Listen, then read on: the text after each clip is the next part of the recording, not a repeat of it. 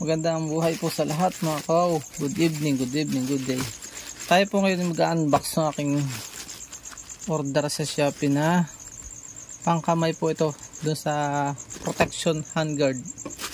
Ang tawag dito. Hindi ko alam tawag dito eh. Na-order ko po ito ng 309 kasama ng shipping. Kakamay na lang natin. Mukhang hindi maganda yung packaging. Okay din lang. So yun. Mabait sa seller dahil po binigyan niya ako ng nag-send po siya ng picture bago niya i-deliver. So tingnan natin ang atsura niya. Wala tayong gunting, mano. Oops, tingnan natin. Sa motor po kasi ay wala kang mabibili. Ay yung DSX ay meron ng handguard protection sa kamay. Maganda ito, parang enduro type oh. Yung design hindi katulad ng ordinaryong Honda talaga siya oh. So lang ay magkasya doon sa aking motard. Yung motard pag binili nyo wala talaga nito. So design naman siya sa mukhang makunat oh. So samahan niyo po ako bukas. Ito ay sa right side. Ito ay sa left. Mukha namang hindi naman siya pa ganyan eh. Bakit ang pagpaganyan?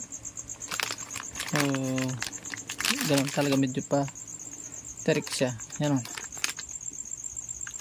So sa-search natin kung paano itakad. Madali lang naman yan.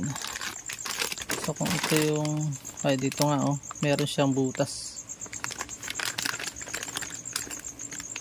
Sana lang madali siyang itakid at kasya talaga.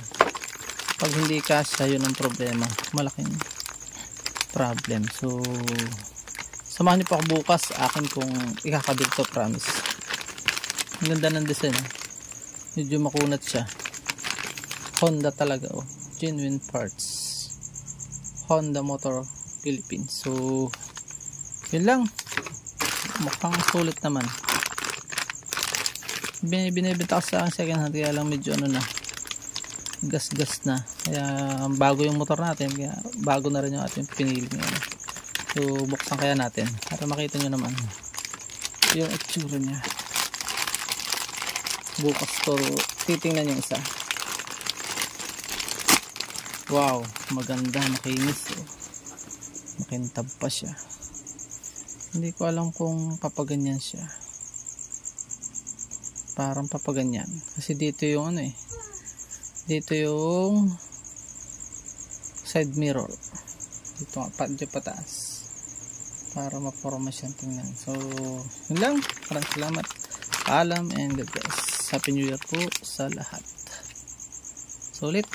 Pwedeng ma-recommend ito. 309 yung kaya masyadong bibili ng mga masyadong mura at baka naman by Honda lang po yung genuine spare parts.